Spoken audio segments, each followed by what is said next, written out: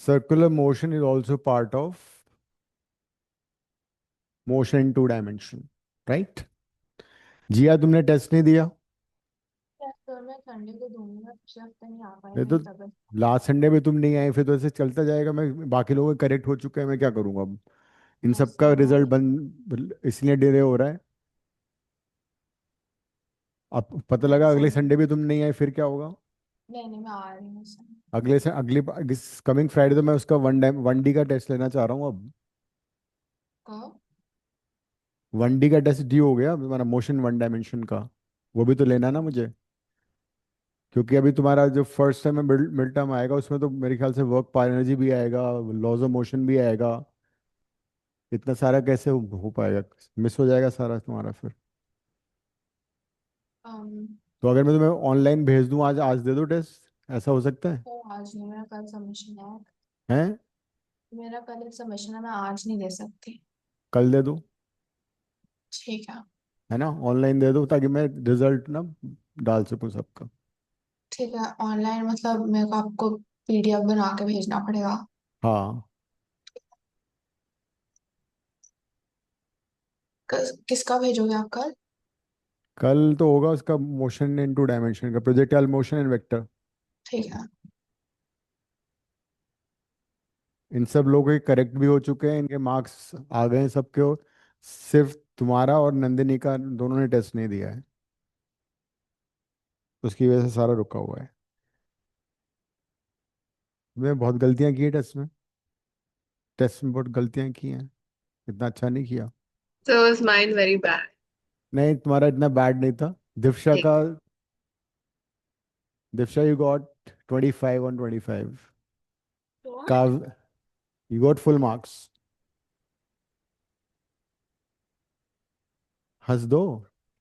25 on 25 आए तुम्हारे, तुम्हें विश्वास नहीं हो रहा? और काव्य के 20.5 है, तुम्हारे 18.5 है। और शौर्य ने अच्छा नहीं किया, उसके 8.5 है। बाकी लोगों ने भी दिया नहीं, इन दोनों, नंदिनी में नहीं दिया, जिया ने नहीं दिया है। सो अगली बार डिलीवर टेस्ट तो I mark absent and put the marks of the rest student. Circular motion, circular motion में we have basically uniform circular motion in your syllabus.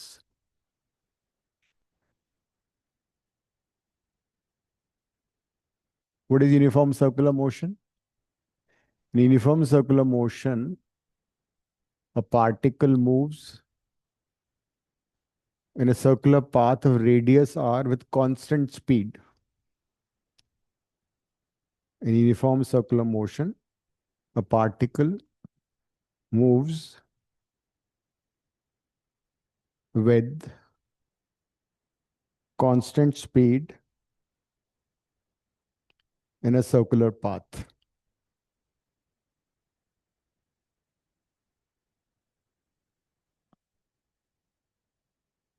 That is time taken by the particle, that is time taken by the particle to complete one round is always the same.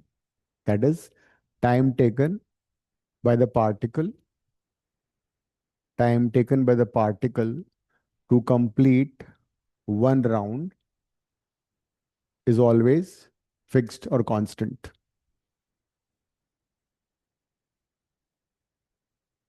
This is called time period. This is called time period. Bracket में capital T लिख सकते हो।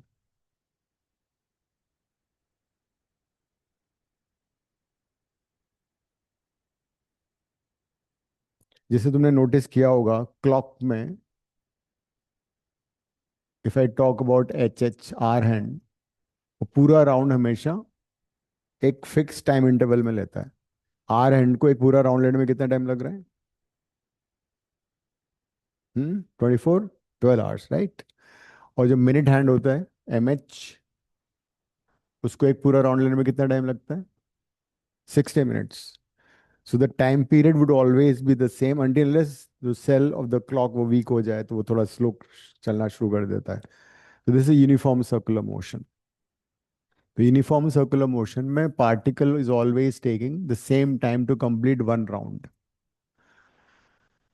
तो suppose particle अभी जब हमने observation शुरू किया टी इज इक्वल टू 0 पे यहाँ पर है। आफ्टर सम टाइम से delta t, this is after some time delta t particle की पोजीशन बी हो गई। So in this duration it basically sweeps an angle delta theta, और देखा जाए तो ये कितना है, ये है delta s. If you talk about the path traveled by the particle is delta s, angle swept by the particle is delta theta.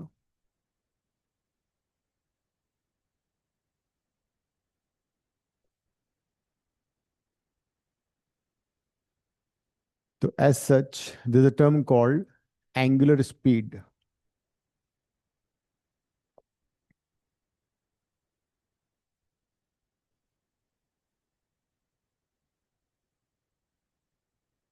Angular speed को ओमेगा से रिप्रेजेंट करते हैं। This small w is called omega.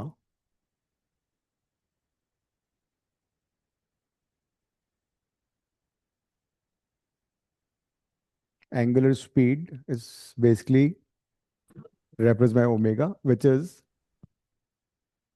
angular displacement by time taken. So this is the formula for, क्या हुआ नंदिनी, तुमने late join किया? मैं एकदम भूल गई थी डांस से। और तुमने मैंने कितनी बार लिखा, मेरे को अपना पेपर शेयर करो। बट मैं बता आपको अभी भेज दूंगी क्लास के बाद ही एकदम। मैंने 4-5 बार लिखा हुआ तुम्हें सर भेज दूंगी पक्का है। अभी। और तो मैं मैं अभी आज भेज दूंगी। और मैं आज तुम्हें वो पेपर देना है मोशन 2D का, ठीक है? आज हाँ, और क्या, मैंने लिखा था ना ग्रुप में कि by Wednesday everyone should write the test motion to अच्छा डायमेंशन। तो ये लो, कैसे मैं घर नहीं दे दूँ? आज दे दो या कल दे दो। कल दे दूंगी। तो मैं जिया को भी भेज दूंगा, तुम्हें भी भेज दूंगा कल, मम्मी के मोबाइल पे आई सेंड इट, ठीक है? ओके सर आप मुझे बोलोगे, आप मेरे को वेक्टर्स का भेजोगे कल, तो मैं वेक्टर थोड़ा। वेक्टर एंड प्रोजेक्टाइल मोशन, हाँ ठीक है भाई। ठीक है? ये तो मैं पेरेंट्स ग्रुप में डाल दूंगा, ठीक है? Is that fine? Parents group में डाल देता हूँ, तुम लोगों ने दे दिया है। बाकी लोग मोशन 1D नंदिनी ने दे चुकी है, बाकी लोग मोशन 1D देंगे कमिंग वेडनेसडे, नेक्स्ट वेडनेसडे, ठीक है? काव्या, सो एंगुलर स्पीड इज, अभी डाल दो ग्रुप में, डालो अपना पेपर। नंदिनी, पेपर तुमने फेंक तो नहीं दिया, कबाड़ी वाले को तो नहीं दे दिया? नहीं सर पड़ा हुआ है। पड़ा हुआ है ना, तो देखो ये रेस्पेक्ट है पेपर का, पड़ा हुआ है। तो बता उसको रखा। फाइल बना के ढंग से रखो, काम आएगा वो। तो हाँ वो बैग में ही वो जो लैपटॉप वाली जगह थी वहाँ रखा हुआ है। 4 बार मैंने लिखा, मेरे को पेपर शेयर करो। So angular speed is angular displacement by time taken, ठीक है? This is angular displacement divided by time taken। तो एंगुलर डिस्प्लेसमेंट का यूनिट क्या होता है? रेडियन। टाइम का हो जाएगा पर सेकंड, तो radian per second is unit of omega. Angular speed की यूनिट होती है रेडियन पर सेकंड, ठीक है? And this is the,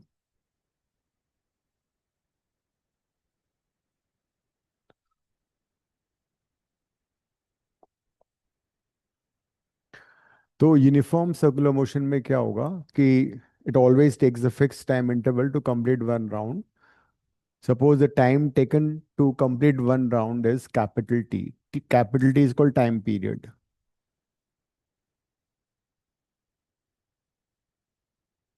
So time period को कैसे define करोगे? लिखो time period की definition. Time period is, time taken by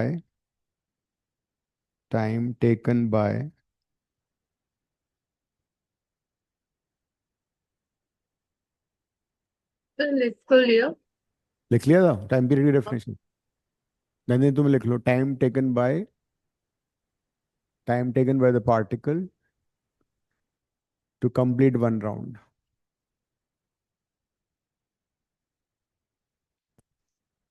तो अगर पार्टिकल एक पूरा राउंड ले रहा है तो उस केस में what will be the angular displacement? 2 pi. It will B 2 पाई, है 2 ना? radian. Will be 2 pi radian, and the time taken is this. So the formula would be omega is equal to 2 pi by t, and time period का जो reciprocal होता है ना, that's called frequency. Reciprocal of time period is called frequency. Its unit would be per second or cycle per second. और cycle पर minute भी हो सकता है, और इसको मैं हर्ट्ज भी लिख सकते हैं। हर्ट्ज लिखने में कोई हर्ज नहीं है। All these are units of frequency. Kavya का भी आंसर अच्छे थे, काफी नीट क्लीन था, कुछ कटिंग फटिंग थी बीच में, बट वैसे ठीक था। सर बहुत कठिन थी मैंने। हाँ, वो एक क्वेश्चन जो था ना, चलो अभी मैं डिस्कस नहीं करूंगा, नंदिनी को देना, जिया को देना, बाद में करूंगा डिस्कस। तुमने क्या किया, तुमने टफ क्वेश्चन कर लिए, इजी वाले भी थे वो नहीं किए, इसलिए तुम्हारे मार्क्स कट गए। सर क्योंकि मैं फॉर्मूला ही भूल गई। कोई बात नहीं, अब नेक्स्ट टाइम अच्छा करना। तो फ्रीक्वेंसी इज सीपीएस, सीपीएम और हर्ट्ज और पर सेकंड, ठीक है? तो ओमेगा का एक और फॉर्मूला बन गया, omega is 2 pi F. Omega is 2 pi F also.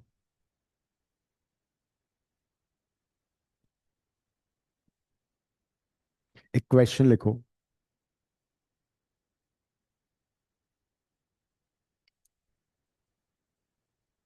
Find angular speed, find angular speed of minute hand, find angular speed of minute hand and hour hand in a clock.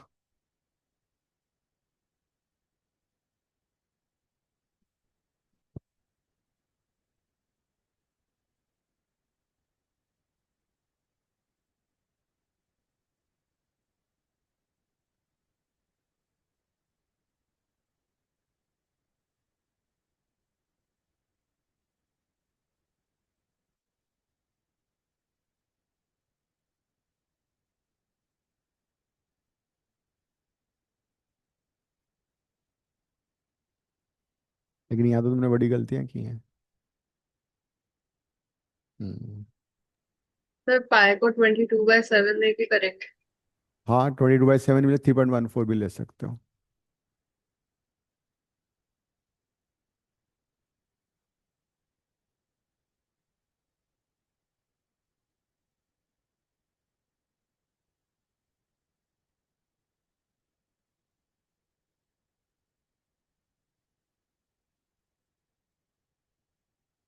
Sir आपने time दिया था, omega दिया था। Time ने दिया भाई, वो तो तुम्हें मालूम ही है ना, मिनट हैंड कितने टाइम में एक पूरा राउंड लेता है बताओ। अच्छा, ओके। यूज दैट, बट उसको सेकंड में कन्वर्ट कर लेना, ठीक है?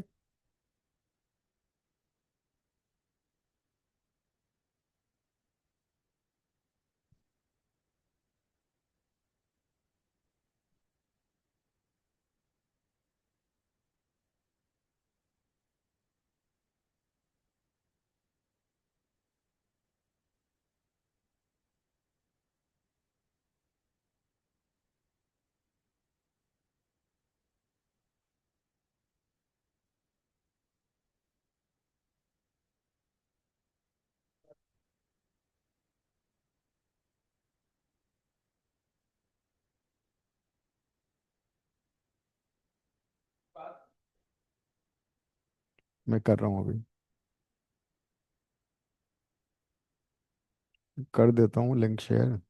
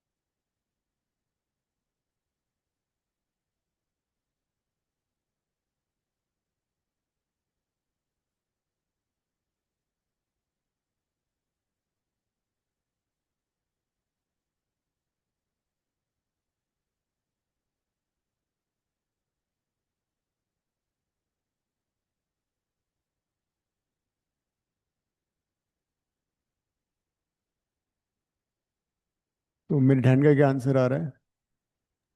तो फर्स्ट वाले का तो बहुत छोटा फ्रैक्शन, सेकंड वाले का और भी छोटा होगा। आने तो जीरो छोड़। 0.0017। तो मिड हैंड को कितना टाइम लगता है? 1 hour तो 1 hour, that six is 60 minute. 3600। तो उसको फिर सेकंड में कन्वर्ट करो। 3600 सेकेंड्स। तो ये हो जाएगा रेडियन पर सेकंड में। फिर इसको डिवाइड कर लो।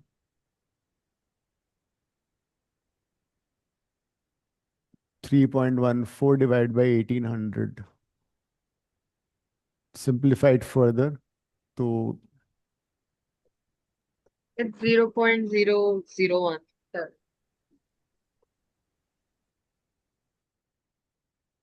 3.14 बाई 1.8 है ना। मैंने डेसिमल शिफ्ट कर दिया इस तरह से। सो 3.14 बाई 1.8 इंटू 10⁻³ यही है। सारी कैलकुलेशन खुद से करना, मोबाइल यूज मत करना।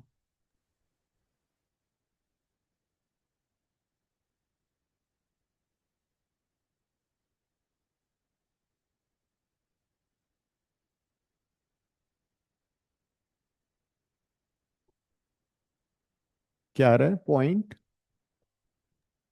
0017। अरे -3 कर दो ना उसको, 1 पॉइंट समथिंग आएगा। 1 point 1.7 into 10 to the power minus 3। No, 2 -4, -3। -3 होगा। Always answer in 2 decimal places. 1.7 what, 1 और 9। बिकॉज अगर 1.79 होगा तो 1.8 हो जाता है वो। Sir always. अगर सिर्फ ऐसे 0.00। नहीं, उसको देखो, normal way of answering the question is 10⁻, में करके लिखते हैं हमेशा। Standard way of writing an answer is something point into 10⁻, what ever. तो 1.79 It's 174। 1.79। 174। 6900 बच रहा है तो 6300 हुआ ना। एक second. 47 9। Wait, let me just check.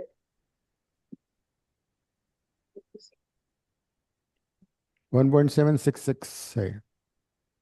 Sir, I took 22/7, so it's coming 1.74। ठीक है, तो 1.76 ले लेते हैं, ठीक है। So this is the angular frequency of the minute hand of the clock. What about R hand में कितना होगा ये?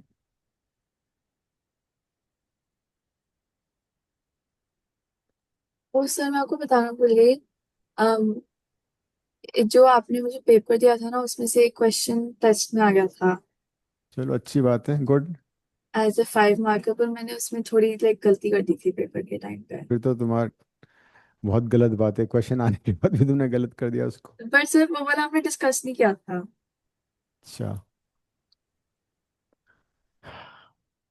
चलो अब तुम्हें पता लग गया ना कि अब पढ़ना है, अब पढ़ नहीं रहना है।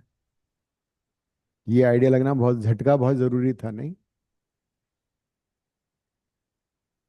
क्या हुआ शौर्य? सर मैं स्कूल से आते आते भीग गया था, बहुत बारिश हो अच्छा रही अच्छा थी। अच्छा। सर्कुलर मोशन कर रहे हैं। फ्राइडे को तुम्हें रखना है क्लास के बाद, ठीक है। हाँ तुम भी रुक ठीक। जाना। हम्म। SHM करेंगे हम। तो आर हैंड में this would be time taken bye is 12 hours. तो उसको तुम कन्वर्ट करोगे 2 पाई डिवाइड बाय 12 आवर्स को मिनट में, फिर मिनट को सेकंड में कन्वर्ट कर। तो देखा जाए तो बेसिकली इसी आंसर को तुम 12 से अगर डिवाइड करोगे तुम्हारा एंगुलर स्पीड आ जाएगी। तो 1.4 इंटू -4 है। इसी को तुम 12 से डिवाइड कर दो और 10⁻⁴ कर दो, 17.6 डिवाइड बाई 12। तो ये आंसर आएगा 1.4, या 1.41 और 1.49। एक सेकंड। क्योंकि उससे बड़ा फर्क पड़ता है। अगर 1.41 है तो राउंड ऑफ करके 1.41 ही आएगा। बट अगर 1.49 है तो राउंड ऑफ करके 1.5 हो जाता है। 1.44 या 1.45 ही है। ठीक है, 1.44 लेते हैं। शौर्य, तुम्हारा टेस्ट में अच्छे मार्क्स नहीं आए। You got 8.5। बहुत सारी गलतियां की हैं तुमने। हाँ ये लगता जी। है तुम रिवाइज करके नहीं आए। नहीं सर, क्या तो 1D का टेस्ट है कमिंग वेडनेसडे, मोशन हाँ 1 डायमेंशन। क्या रिलेटिव सर। वेलोसिटी? हम्म। क्या? क्या रिलेटिव वेलोसिटी भी आएगा? 1D में हाँ, 1D में सब कुछ आएगा, मोशन ग्रेविटी होगा, मोशन इन 1 डायमेंशन जो रिलेटिव वेलोसिटी है वो उसके क्वेश्चन होंगे, और ग्राफ में ग्राफ्स आएंगे, और इंटीग्रेशन डिफरेंशिएशन से डेरिवेशन भी आ सकता है, कुछ भी मतलब 1D सारा आएगा। ऑलराइट। और नॉर्मल पैटर्न होगा MCQ, एंड देन 2 मार्क का, 3 मार्क का, 5 मार्क का। सर मेरा अगले कमिंग वेडनेसडे वो है केमिस्ट्री का यूनिट टेस्ट। मैं फ्राइडे को दे सकता हूँ? किस कमिंग फ्राइडे? हाँ। अच्छा, या ट्यूसडे को आगे दे सकते हो। चलो बात कर लेंगे, फ्राइडे फ्राइडे को दोगे? हम्म। ठीक है, फ्राइडे दे दो फिर, कमिंग ठीक है फ्राइडे। सर। लेकिन पढ़ के देना, ठीक है। हाँ जी सर। सो एंगुलर स्पीड का एक फार्मूला हो गया, omega is equal to delta theta by delta T, इसका यूनिट हो गया radian per second. What about dimensional formula? T inverse. T-1, ठीक है। Because radian is a radian is तो यूनिट तो है, एंगुलर डिस्प्लेसमेंट और angle is a physical quantity which has a unit but it does not have a dimension, ठीक है। A physical quantity may have a unit, but it might not have dimension, right? वो उसका example है, but other way around possible है, that a physical quantity has unit but no physical quantity has dimension but no unit. That's not possible. बात समझ में आ गई मैं क्या बोल रहा हूँ? A physical quantity may have a unit but no dimension. लिख लो, ये आ सकता है question. A physical quantity, a physical quantity may have a unit but be dimensionless, but be dimensionless. But vice versa is not true. But vice versa is not possible.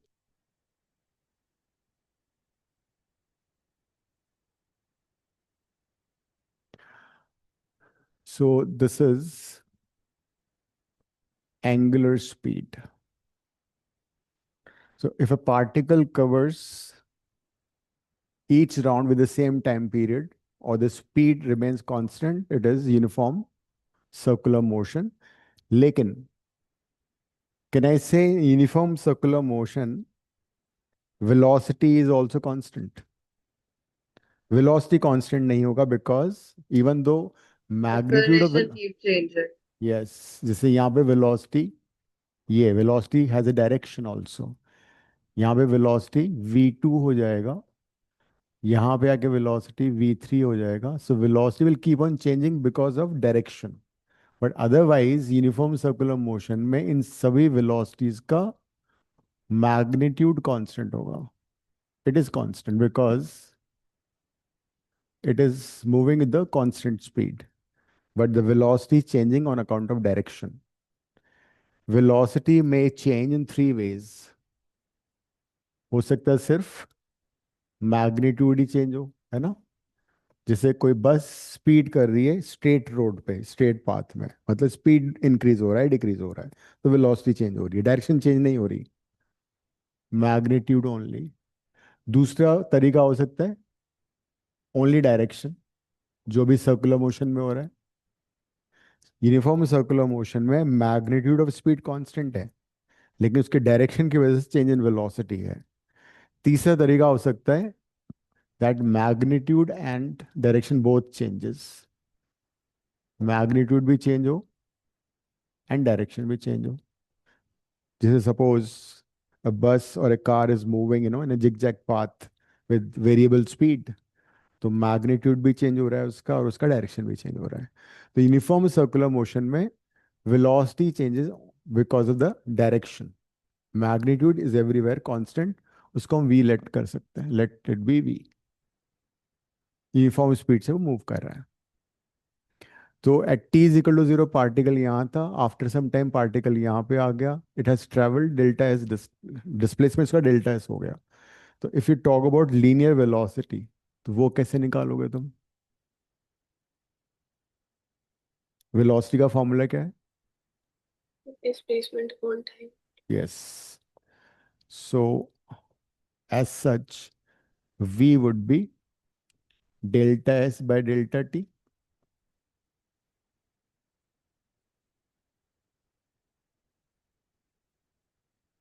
And अगर हमें instantaneous velocity निकालनी है तो उस case में हम we can also use that time interval is very short, limit time interval is tending to 0, so that would be delta s by delta t. But what is delta s? उस triangle में जरा देखो, angle is equal to arc by 3 6 theta by 360 into 2 pi no no r. No no, Then angle equal to arc by radius, I am using that. oh, delta theta is delta s by r, angle equal to arc by radius. Even though this is slightly arced, arch में है ना ये, but we are taking it a straight line because time interval बहुत short है, तो delta s बहुत छोटा है. So if I replace over here delta s को, so this would be delta s would be r delta theta. So delta s की जगह I'm writing r delta theta by delta t. r तो constant है. For a given circular motion, r is a constant, तो 1/r मैंने यहाँ लिख दिया.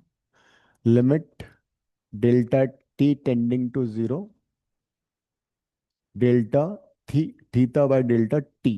What is this term inside the bracket? angular Angular speed. आपने 1 upon r क्यों लिया? अच्छा, r common आएगा, sorry. So this would be r. It will be r into angular speed. हाँ, right. So this would be r common. So r and the term inside the bracket is basically w. So this is a relation between r and omega. It may be for 2 marks. Derive relation between angular speed and linear speed. Angular speed omega है, linear speed v है. Relation between,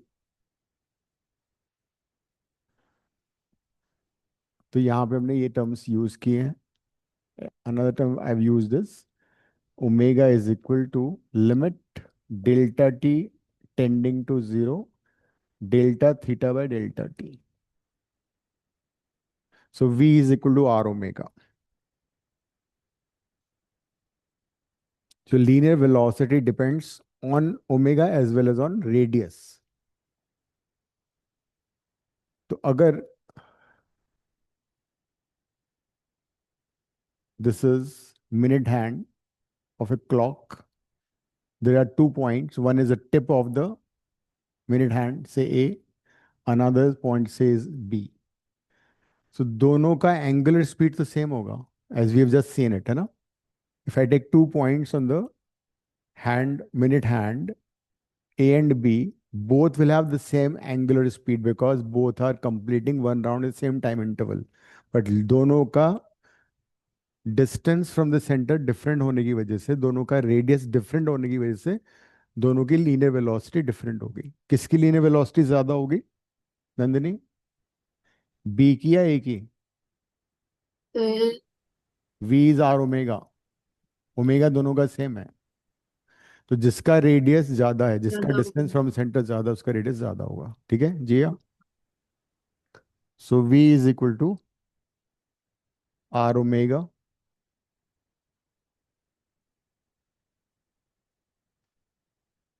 So this small, derivation from here to there, it could be for 2 marks. लिख लेना ये. Relation between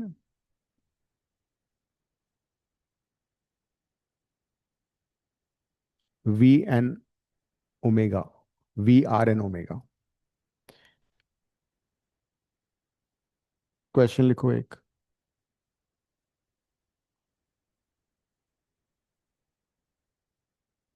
A particle is moving.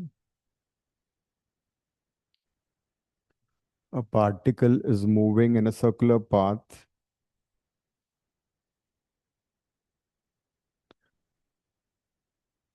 A particle is moving in a circular path of radius 14 centimeter, 1 4.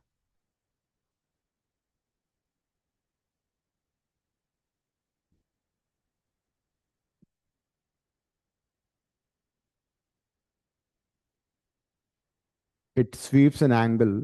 It sweeps an angle of 60 degree. It sweeps an angle of 60 degree in 1.1 second. It sweeps an angle of 60 degree in 1.1 second. Find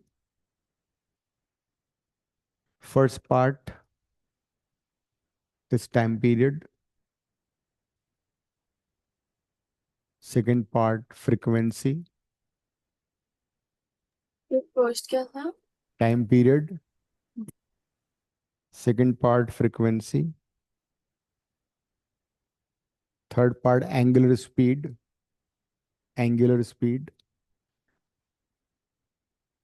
and the last part linear speed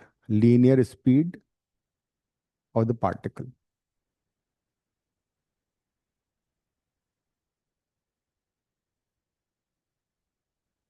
So जो भी given है एक बार उसको लिखो और फिर solve कर लो.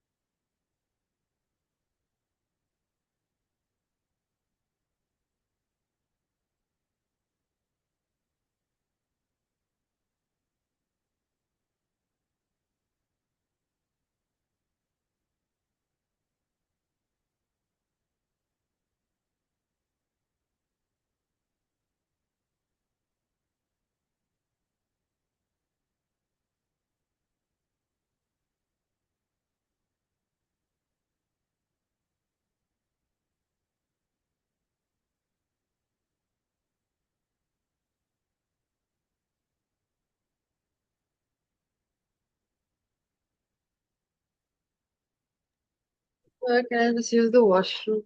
हम्म.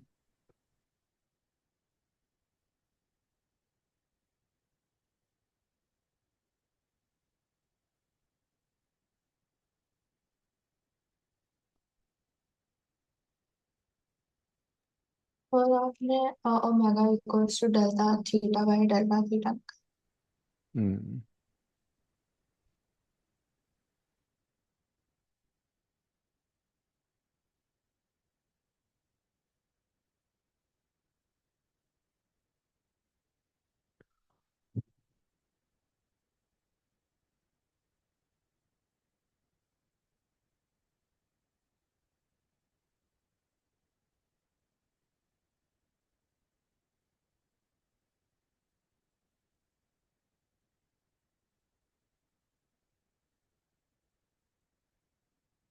Delta theta में दिया हुआ है एंगुलर डिस्प्लेसमेंट 60 डिग्री, लेकिन उसको रेडियन में कन्वर्ट कर लेना.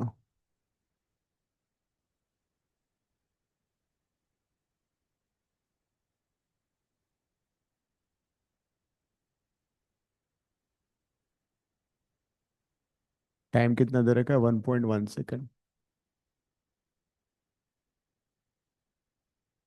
1.1 सेकेंड तो यू कैन टेक पाई को 22/7 से वो कट जाएगा.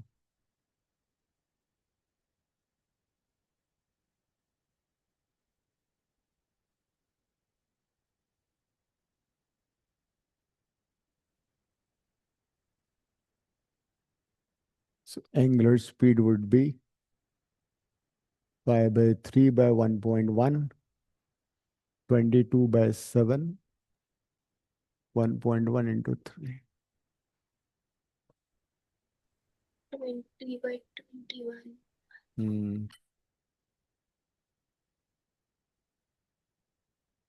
So omega would be 20 by 21. 0.9 something है ना? Point. So 0.94 यूनिट क्या होगी इसका? Radian per second. So this is the angular speed. So once you get angular speed, you can use omega is equal to 2 pi by t. तो उससे time period आएगा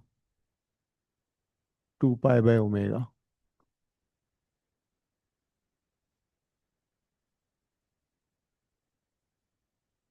Omega is 20 by 21.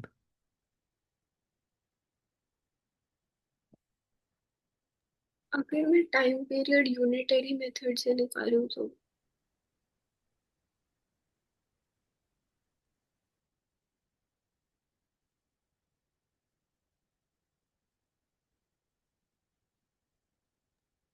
So,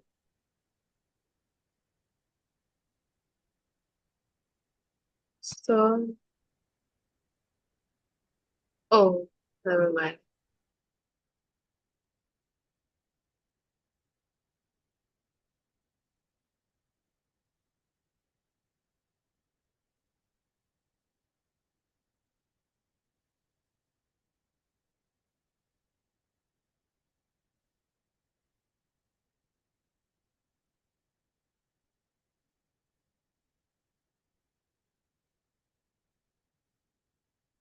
हाँ तुम क्या बोल रही हो दिव्या? अगर मैं टाइम पीरियड को यूनिटरी मेथड से निकालूं तो हाँ यूनिट वो भी सेम आंसर आएगा बट वो थोड़ा सा अनप्रोफेशनल लगता है. कर सकते हो. और मेरा एंगुलर स्पीड पता नहीं क्यों गलत आ रहा है. क्या आ रहा है तुम्हारा? So that is 22 upon 7 into 3.3 नीचे. Because 1.1 into 3 is 3.3. 22 क्या इसमें क्या आ रहा है? पाई को क्या लिया तुमने? पाई को 22 by 7 लिया है. हाँ तो बट नीचे मैंने 1.1 into 3 को 3.3 ले लिया. हाँ तो ठीक है Then फिर I भी. multiplied 7 with 3.3 and I'm getting 23.1. 22 divide by 7 into 3.3 कर लिया ना तुमने? Which is 22 by 23.1. Is that the same as this? या will be same thing because decimal हटाओगे तो वापस वही आएगा 20 by 21. सेम है will be the same. So this is 66 by 10 is it? या ये तो टाइम आ गया 6.6 सेकेंड्स. ये आ रहा है नंदिनी? जिया? दीक्षा ने वैसे किया कि 60 डिग्री में इतना टाइम लग रहा था 60 में कितना लगेगा. ठीक है परफेक्ट. तो once you get time period you get the frequency also. Frequency is reciprocal. तो ये हो जाएगा 1/t 10/66 0.15 आ रहा है. hertz है ना? And then I asked linear speed. Linear speed के लिए you use V equal to R omega. शौर्य समझ में आ गए? 14.33. यूनिट क्या है? किलोग्राम? Yes. एम्पियर? यूनिट के साथ आंसर बताया करो. Linear speed is omega into R. Omega हमारा है 0.94. रेडियस कितना दिया था मैंने? 14 हाँ सेंटीमीटर. तो what I'll do is I'll write 20/21. I won't write 0.94. 20/21 लिख के रेडियस को मैंने 14 ले लिया. ये कट जाएगा. It'll be 40/3 centimetre per second. कितना आ रहा है? 13.33. Right. So linear velocity is 13.33 centimeter per second. तो you have seen that in a uniform circular motion speed constant है लेकिन velocity is changing because of direction. तो अगर velocity change हो रही है तो मतलब there has to be acceleration. तो चाहे velocity direction में change हो, चाहे direction and magnitude में change हो या सिर्फ magnitude में change हो, acceleration has to be there. So in uniform circular motion, even though velocity changes only in direction, speed remains constant, there is acceleration, and this acceleration is called centripetal acceleration.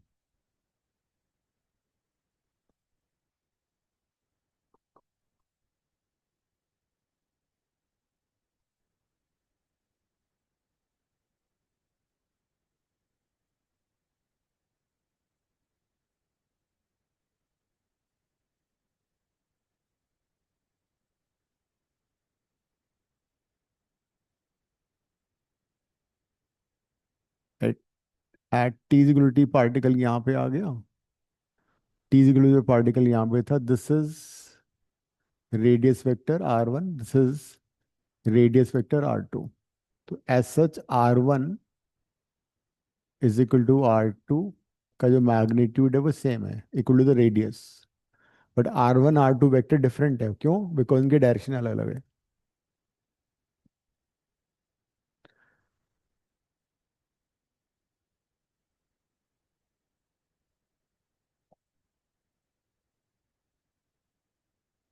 So this is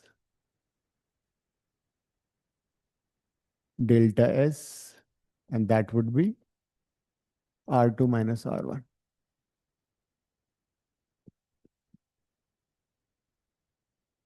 Now we're deriving the formula for centripetal acceleration. ये derivation 3 mark का आता है. Derive formula for centripetal acceleration in circular motion.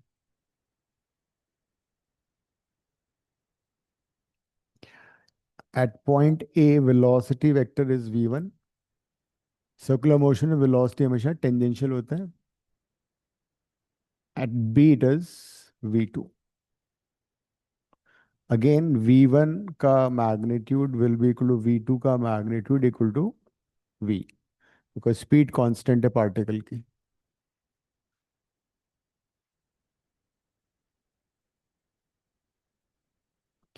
And this is delta theta.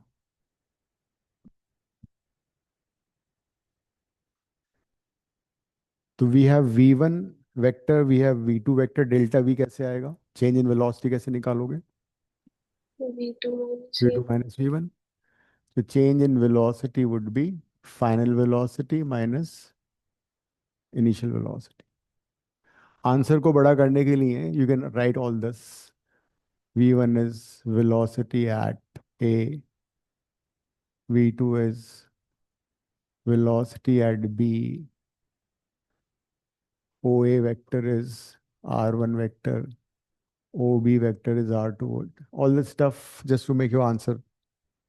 कुछ teachers को बड़े answer पसंद है तब वो पूरे 3 में से 3 देते हैं. तो delta V is v2 minus v1. अब v2 माइनस v1 वाला ट्रायंगल बनाना जरा. v2 इधर है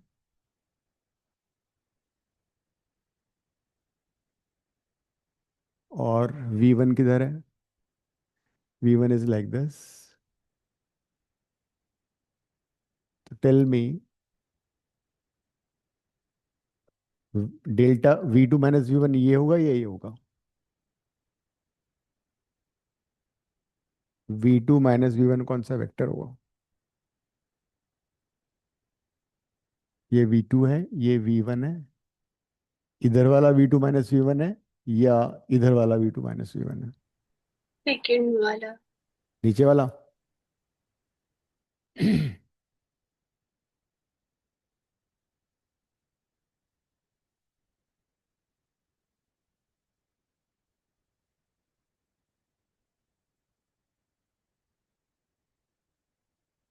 दिस इज डेल्टा v और v2 माइनस v1 कैसे करोगे?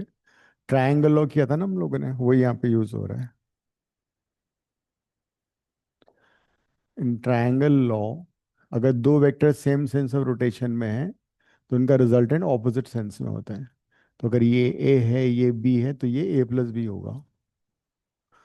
तो ये वेक्टर और ये vector same sense of rotation में है, तो इसमें अगर मैं ये ऐड करूंगा तो वी वन कट जाएगा तो वी टू बच जाएगा, मतलब दिस करेक्ट डायग्राम। बात समझ में आ रही है? If two vectors in the same sense of rotation resultant opposite sense में होगा।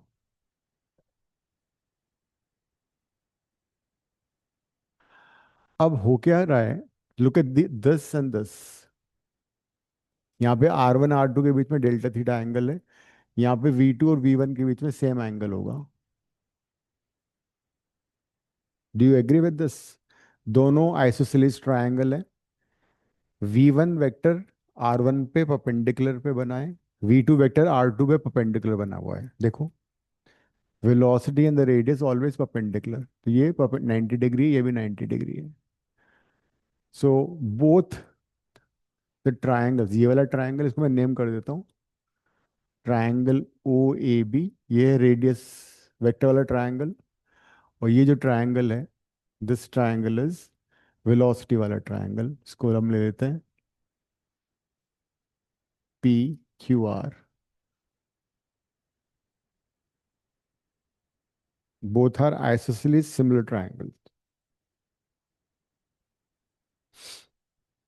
because v1 vector and v2 vector are perpendicular to r1 and r2 vector respectively. As a result, these two triangles are similar. तो similar triangle में क्या होता है? Right. Corresponding side का ratio same नहीं है ना? Angles का ratio. Yes. Angles are equal. हाँ, तो delta V by delta R equal to V one by R one equal to V two by R two. Corresponding side का ratio equal कर दिया। Velocity triangle में velocity ले ली हमने, radius triangle में radius ले लिया।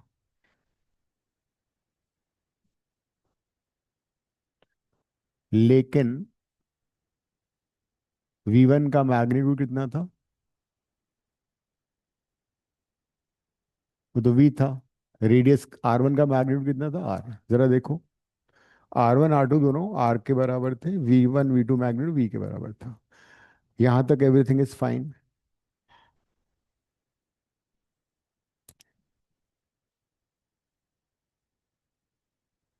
नेक्स्ट स्टेप में दोनों साइड में हम क्या करेंगे, क्रॉस मल्टीप्लाई कर लेते हैं पहले तो। Delta v is equal to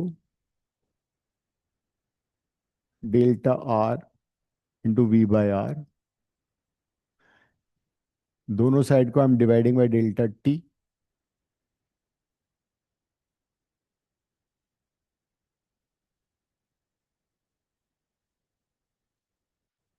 and then I am taking limits. मतलब टाइम इंटरवल बहुत शॉर्ट कर देते हैं, तो limit time interval tending to zero, this is delta v by delta t, limit time interval is very short, delta t tending to zero, delta r by delta t into v by r।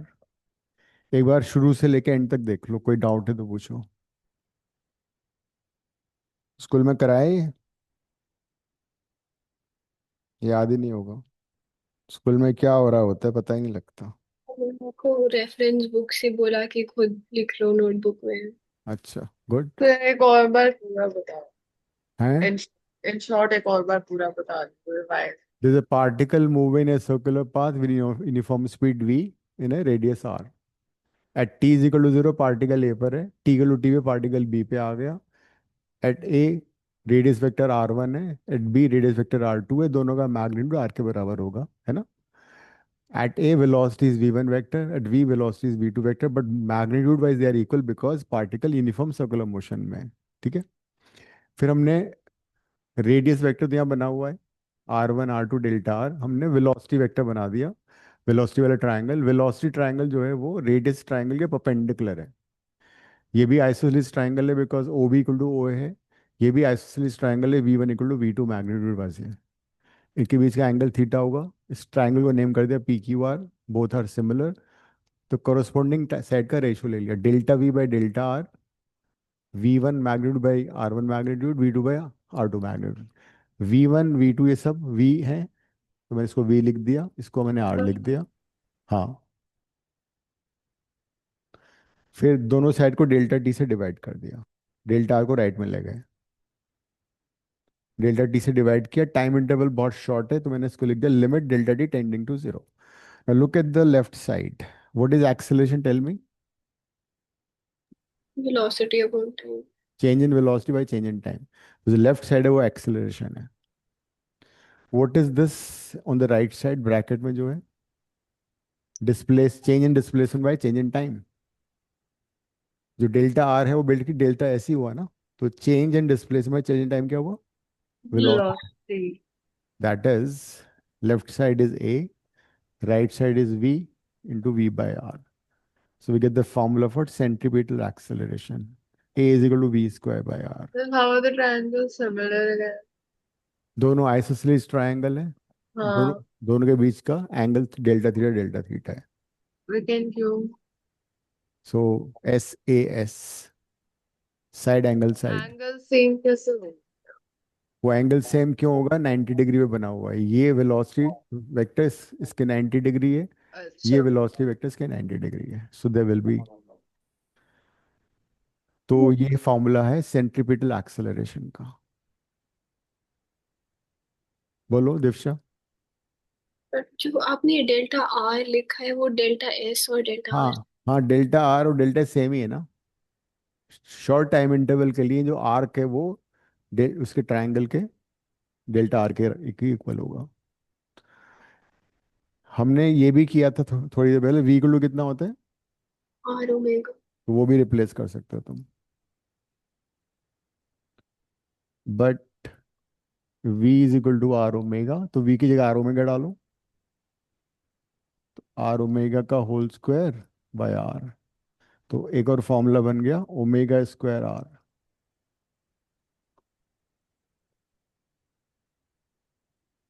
तो centripetal acceleration का formula है V square by R, और omega square R unit वही होगी metre per second square.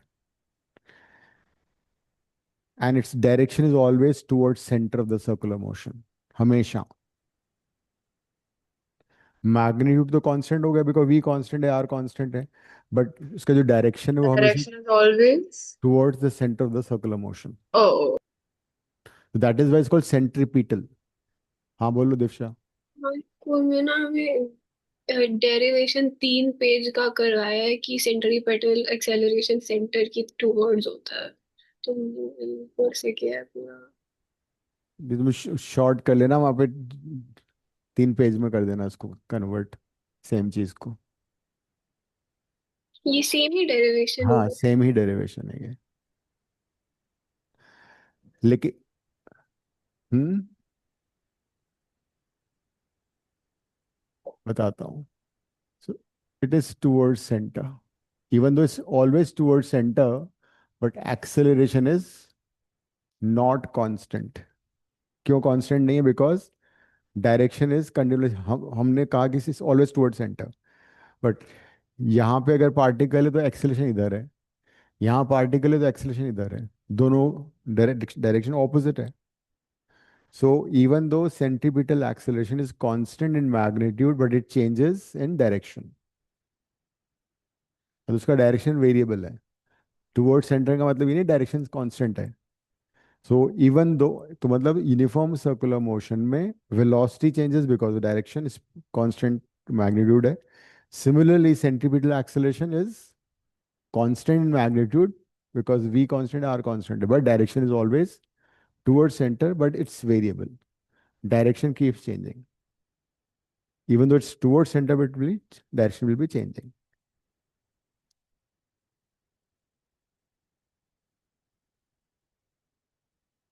This is uniform circular motion।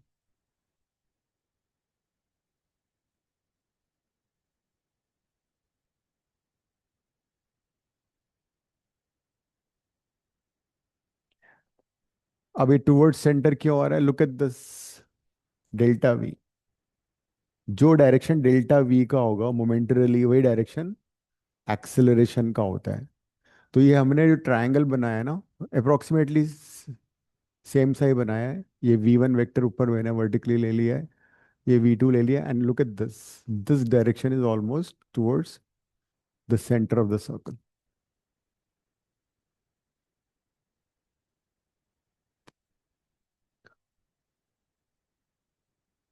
अगर ये non uniform motion होता तो फिर क्या होता? वैसे वो तुम्हारे कोर्स में नहीं, मैं थोड़ा आइडिया ले लेते हैं।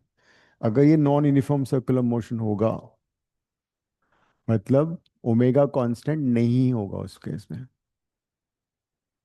मतलब दिल B change in angular speed also. Angular speed time के साथ चेंज होगी, that is called angular acceleration. इसको बोलते हैं एंगुलर एक्सेलरेशन, अल्फा। मान जैसे कि तुमने फैन को स्विच ऑन किया, तो फैन इनिशियली रेस्ट पर है, वो धीरे धीरे उसकी स्पीड तेज होगी, मतलब that is not uniform circular motion but accelerate variable circular motion.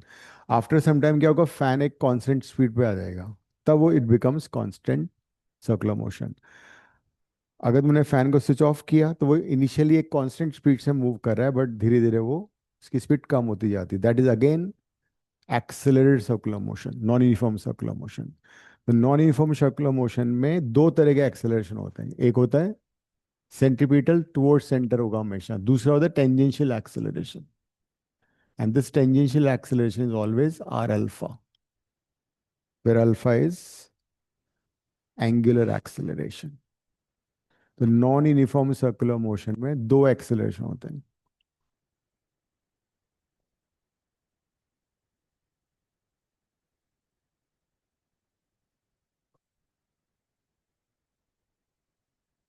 Tangential acceleration which is R alpha, centripetal तो होता ही है, और इन दोनों का जो रिजल्टेंट एक्सेलरेशन होता है वो ए होता है, net acceleration. And this net acceleration would be A T square plus A C square, दोनों का resultant.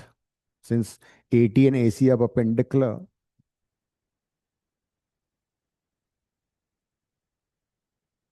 and in fact this at is also dv by dt, because velocity change हो रही है ना इस बार, that is why it's tangential acceleration, because velocity is always tangential to the circular path. So dv by dt would be this.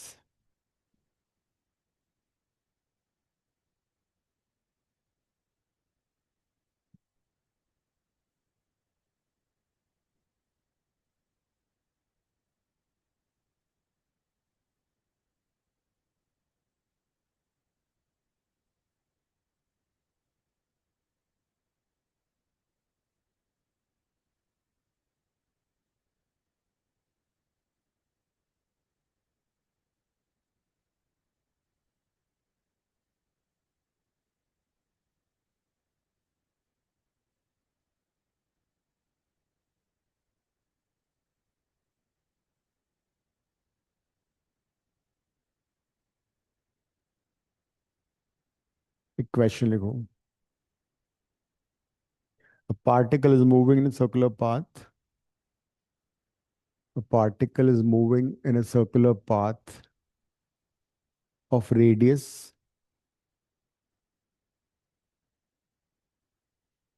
7 centimeter per second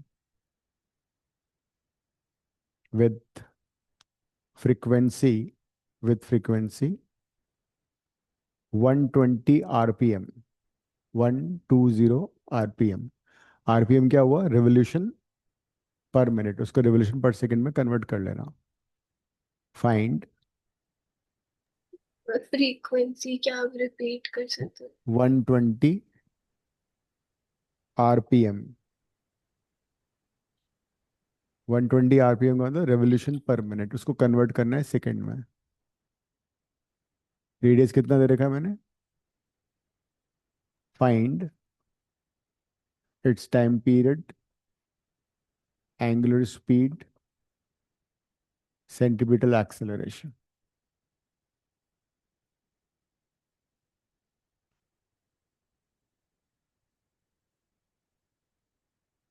सब लोगों का first term तो वही होगा ना, अगस्त एंड या फर्स्ट वीक ऑफ सितंबर। हम्म। Syllabus आ गया? क्या क्या आ रहा है रोटेशन तक या वर्क पार? वर्क पार।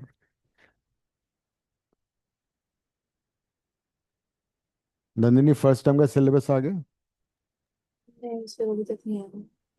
काव्या तुम्हारा यस सर, सिलेबस है। मेरा तो अभी यूटी मंडे को है। क्या आ रहा है उसमें? यही प्रोजेक्टाइल वेक्टर बस तो और कल। Units and dimension. ठीक है। दिव्या का वही अगस्त एंड में सिलेबस क्या है?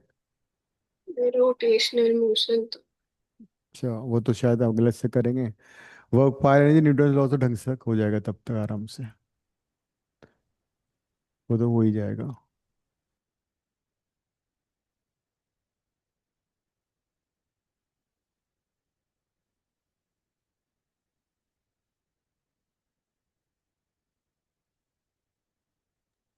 फिर मेरा motion and 1D motion and plane laws of motion work energy power gravitation आ रहा ग्रेविटेशन तो मेरे से अलग से कर लेना।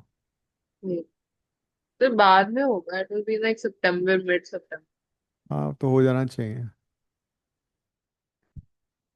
my UTs are ending tomorrow, and then August end में they're starting midterms.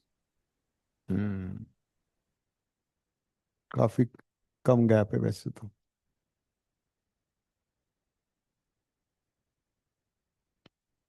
If need be, we'll have longer class, you know.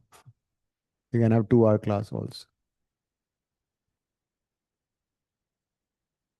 मैंने 12th की क्लास वैसे लिए ना, अर्ली आवर पहले मैं 12th की क्लास लिए 4 to 5:30, then I take your 11th class. So no, I can take longer class also for you, like 7:45 होती है ना हमारी, कब 7:15 होती है? हाँ तो we can increase by half an hour also if need be. तो कन्वर्ट किया तुमने आर रेवोल्यूशन पर मिनट को रेवोल्यूशन पर सेकंड में कन्वर्ट कर दिया है ना? तो फ्रीक्वेंसी आ गया 2 RPS और 2 हर्ट्स। टाइम पीरियड फ्रीक्वेंसी का रेसिप्रोकल हो गया 1/2 सेकेंड्स।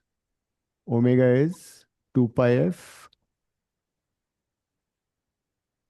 तो 2πf, एफ इज 1/2। नहीं, एफ तो 2 था। तो omega is 4 pi radian per second. Pi को सब्स्टिट्यूट कर लेना 3.14। और centimetre acceleration v²/r। Omega square R भी यूज कर सकते हो, ठीक है। Omega is 4 pi, R is कितना था, 7 सेंटीमीटर। 16 पाई स्क्वायर को you can approximately can take 10 also. Pi square जो होता है ना, वो अप्रोक्सीमेटली 10 भी लिया जा सकता है। 9.998 होता है वैसे, but you can take it 10 also. It would be centimetre per second square.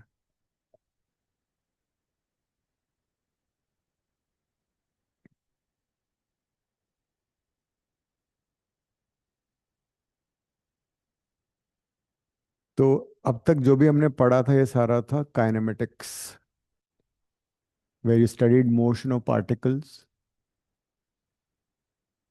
Without the cause. हमने कभी ये डिस्कस नहीं किया कि पार्टिकल मूव क्यों कर रहा था, what was causing it to accelerate. You're always discussing velocity, acceleration, time, displacement, etc., etc. But we never bothered what is the cause behind it. So when you study the cause also, it becomes dynamics. तो अगले जो 2 chapter हैं वो सारे dynamics के हैं। We also consider the cause of the motion.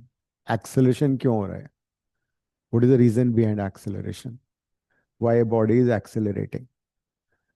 So laws of motion and work power energy both are part of dynamics.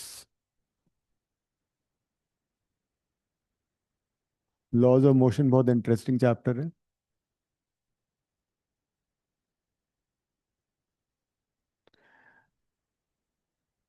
earlier people didn't know कि friction is there, which is an invisible force. So they thought that to make a body move, you always need some external force. But there was a scientist by the name of Galileo. उसने एक experiment किया. उसने दो surfaces Lee which were ultra smooth like this.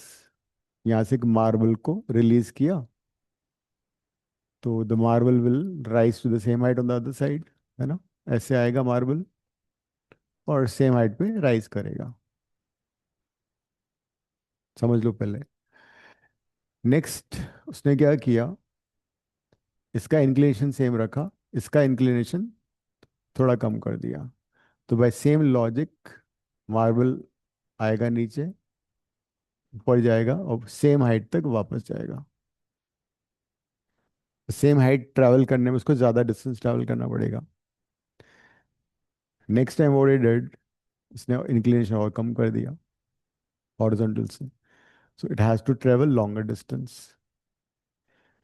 Next again he decrease the inclination again, तो इस बार उसको और ज़्यादा ट्रैवल करना पड़ेगा. तो ही सेड दैट कि अगर ये इंक्लिनेशन जीरो हो, इट बिकम्स हॉरिजॉन्टल. इसका मतलब ये मार्बल कभी रुकेगा ही नहीं, because is want to achieve the same height. जिस हाइट से हमने इसको रिलीज किया उसी हाइट को अचीव करने के लिए मार्बल चलता रहेगा. So this was Galileo's experiment. तो ही सेड दैट कि for a particle to move in a straight path with uniform speed, no external force is required. मतलब अगर वो पार्टिकल मूव एक बार मोशन में आ जाएगा और फ्रिक्शन नहीं है, then it will keep on moving. No external force is required to make a body to make a body move with the same speed. तो किसी एक्सटर्नल फोर्स की जरूरत नहीं है. बट प्रैक्टिकली क्या होता है, we come across some invisible force which is friction force on the surfaces. To make a body move with a constant speed हमें हमेशा एक्सटर्नल फोर्स लगाना पड़ता है. अगर एक गाड़ी को तुम्हें ड्राइव करना है तो we spend fuel on it because we have to overcome friction. लेकिन अगर फ्रिक्शन नहीं होगा तो दैट कार और the vehicle might move with the same velocity all the time. अगर हम अज्यूम कर लें अर्थ विदाउट फ्रिक्शन और एक ऑब्जेक्ट को यहाँ से रिलीज करें, तो क्या होगा, वो पूरा राउंड लेके वापस तुम्हारे पास आ जाएगा. Want stop anywhere. ठीक है. So concept of force, what is a force? Nandini, force को कैसे डिफाइन करोगे? हम्म. Force is a push or a pull or a no. Yes. अगर हम किसी ऑब्जेक्ट पे फोर्स लगा रहे हैं, या तो उसको पुश कर रहे हैं, पुल कर रहे हैं, है ना. लिख लो, फोर्स इज अ पुश और अ पुल. Force is a push or a pull. It is basically represented by F.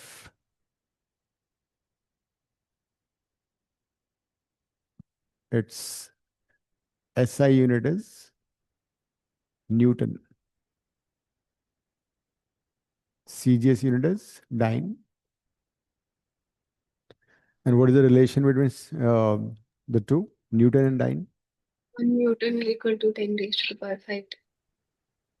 Yes, 1 Newton is 10 to the power 5 dyne.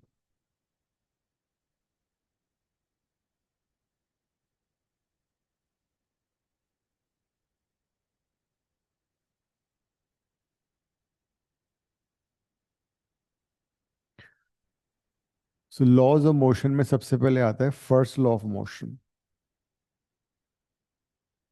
Either you can call it Newton's first law,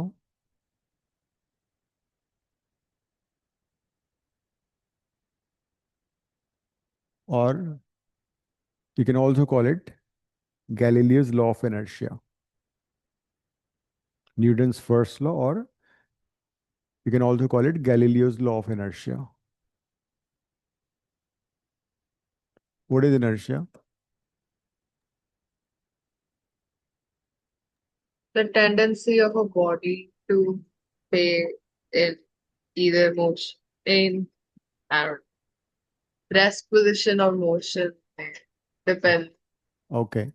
to remain in its position. And suppose हाँ बोलो दीक्षा. Tendency to resist a change in its state of motion. State of Motion. could be motion also, it could be rest also, it could be direction also. ठीक है. तो suppose you sit in a car, car suddenly starts accelerate कर रही है, ठीक है, तो क्या होगा, you tend to go Fall. backward, right? Because lower part of the body comes in motion immediately because it's in contact with the floor of the car. Upper part of the body is still in the rest state of rest, so you tend to go backward. ये होता है ना, अगर बस में बैठे हुए हैं, गाड़ी में बैठे हुए हैं, सडनली अगर वो स्टार्ट हो जाए तो हम we tend to go backward. तो पीछे स्टॉप वाली, करने पे उल्टा. हाँ, एंड इफ सामने भैंस आ गई, गाड़ी एकदम से रुक गई, you tend to fall forward because the lower part of the body is on the seat, it come to rest immediately, but upper part of the body is still in motion, we tend to fall forward, sorry. So this is nothing but inertia. Similarly, अगर suppose एक ball आ रही है और उसको हमने उस पर bat लगा दिया, थोड़ा सा डायरेक्शन चेंज हो गई, so that is because the ball wants to go in the same direction all the time जिसमें हमने थ्रो किया था, मगर उसका डायरेक्शन चेंज करना है तो हमेशा हमें फोर्स लगाना पड़ेगा with the help of bat. Whether you playing badminton, तो उसके इसमें रैकेट से तुम उसका डायरेक्शन चेंज करते हो. In case of cricket you change the direction of the ball by with the help of bat, like that. So there is this inertia of direction, inertia of motion, inertia of rest. So inertia को कैसे define करेंगे?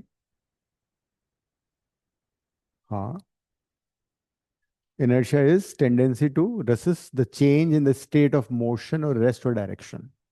लिख लो. Inertia is property by virtue of which inertia is property by virtue of which a body resists the change in its state of rest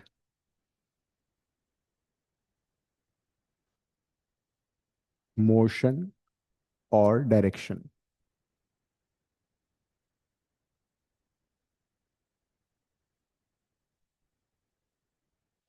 अब question ये आता है कि inertia को मेजर कैसे करोगे?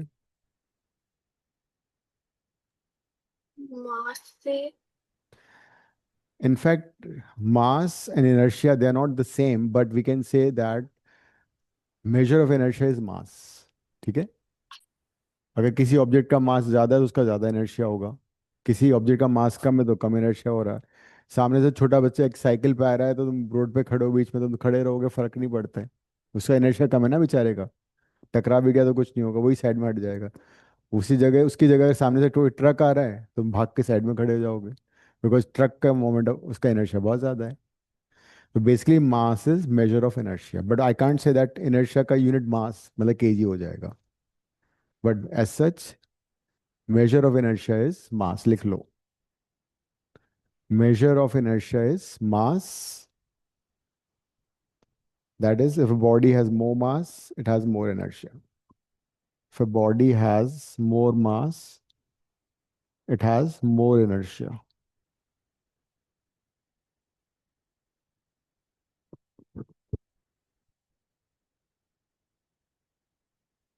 कुछ एग्जाम्पल बताओ इनर्शिया के और डे टू डे लाइफ में.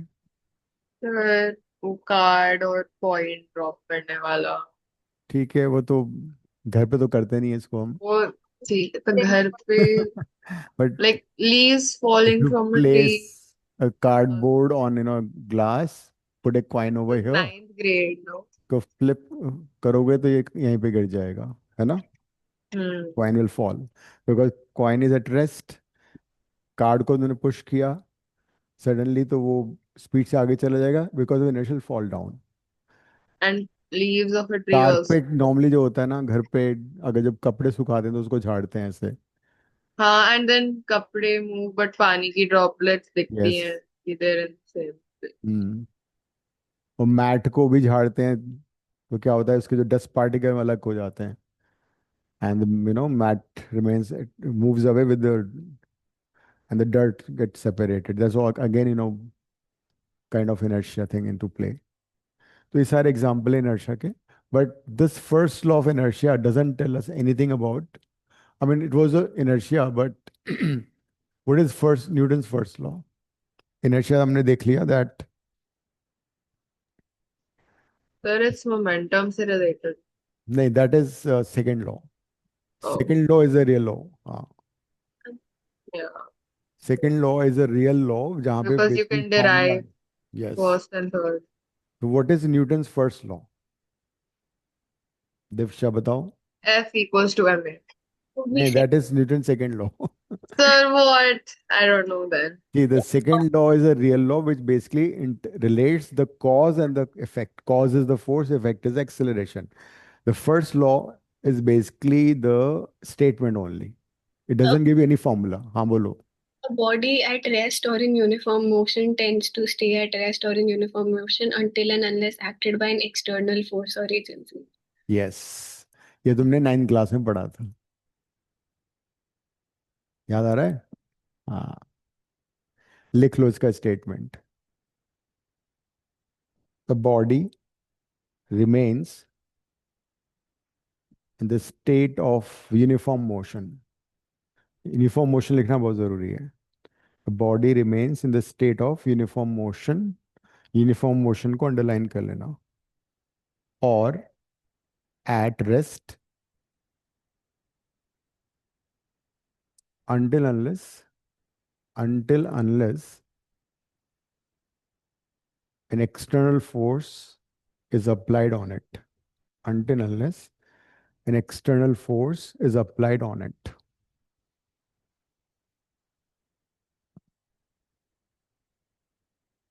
So that's Newton's first law.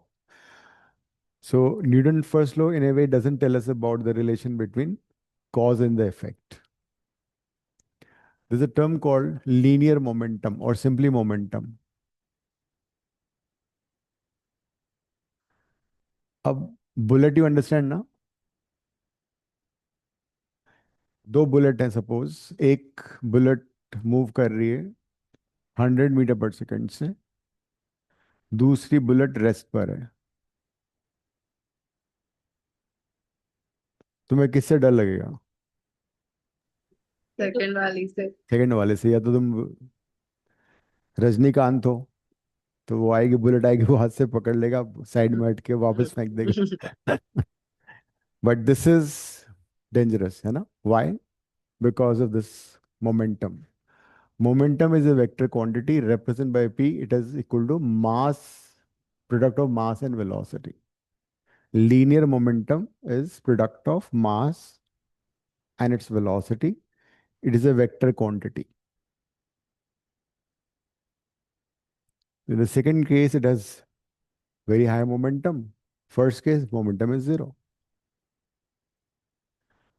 इसका यूनिट क्या होगा? It's a vector quantity. kg meter per second. kg मास का होगा, वेलोसिटी का होगा मीटर पर सेकेंड. डायमेंशनल फॉर्मूला क्या होगा? mm. MLT minus 1. m1 l1 t minus 1. Which other quantity has same dimensional formula as momentum? Impulse. Linear impulse. What is So, impulse? impulse is force into time. Formula नहीं पूछा मैंने अभी. It's Yes. like basically, I don't know. I know what it is, but I can't like say it. The forces I know example also, like cricketer stops. Impulse is when a large force is applied for a short time. When a large force is applied for a short time, it's called impulse. जैसे कि billiards में तुम Q से मारते हो ना ball को, that's impulse.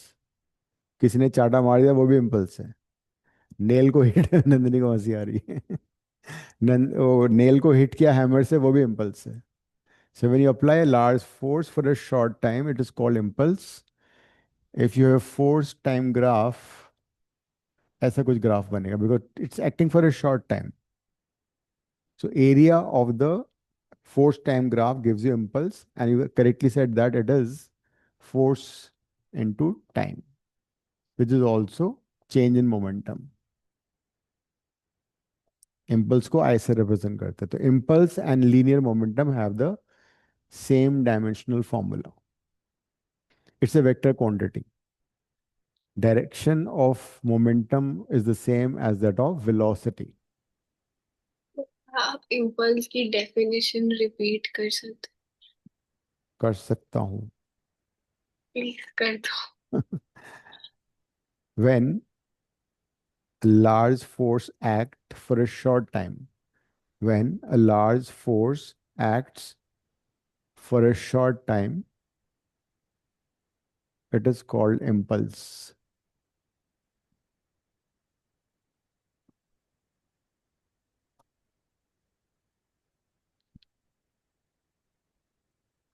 So impulse has, वैसे जैसे हमने लीनियर इम्पल्स पढ़े हैं ना, रोटेशनल जब पढ़ेंगे वहां पे आएगा एंगुलर मोमेंटम, एंगुलर इम्पल्स.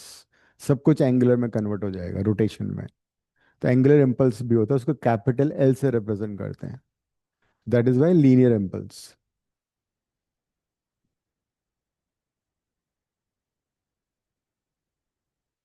तो suppose there is an object of mass m जो कि मूव कर रहा है u वेलोसिटी से on a surface which is frictionless. See, until unless I say that friction is there, we'll assume friction is absent. Ideal situation लेके चल रहे हैं हम. But otherwise, as you know, friction तो बहुत ज़रूरी है. But बिना friction के we can't even walk. If you are inside a big hall where there's no friction, you can't move a millimeter. तो मालूम है बात?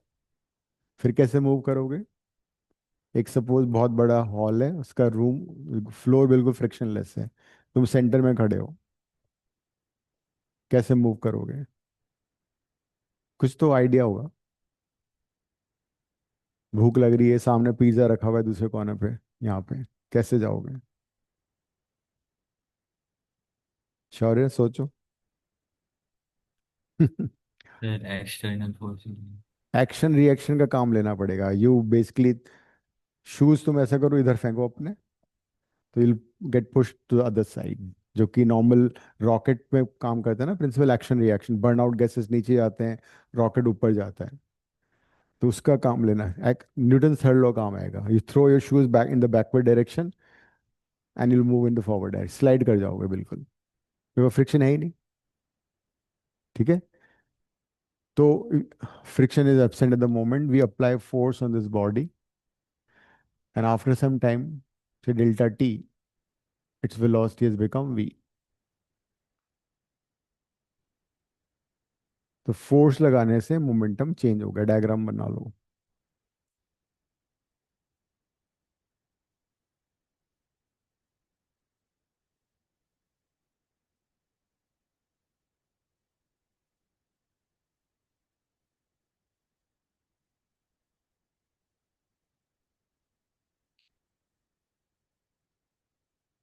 Initial momentum m into u है. फाइनल सर मोमेंट ये एक और बार समझा दो. I don't know. कौन सा? ये diagram. This a mass placed on a surface which is frictionless. You apply a force. Initially, it's moving with velocity u. After some time, delta t, velocity increases to v. So v is final velocity, u is initial velocity, time taken is delta t. Pi is initial momentum.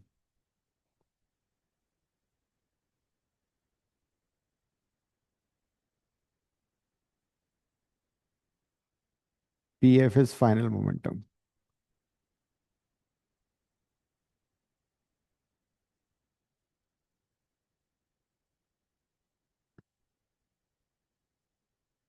So as such, there would be change in momentum. Change in momentum कितना हो गया? Pf by Pi, final minus initial. This would be mv minus mu. Delta P would be m into v minus u.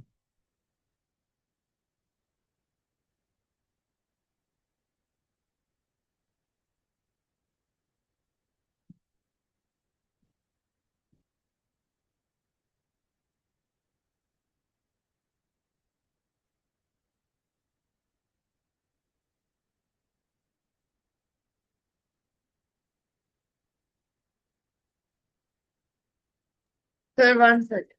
हम्म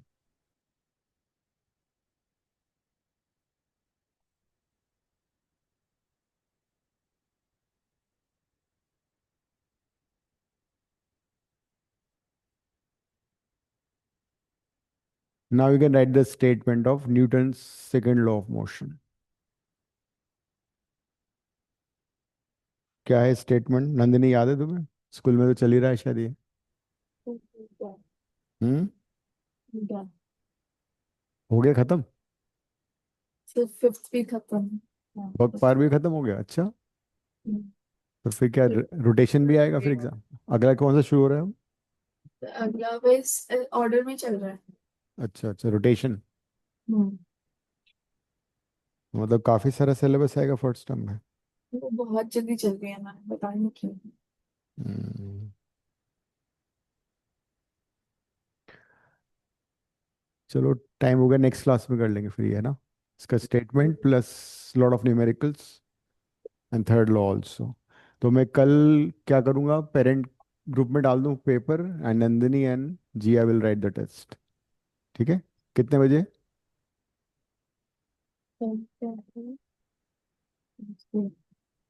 तो 5 बजे। All right, okay, see you. Thank you. अच्छा।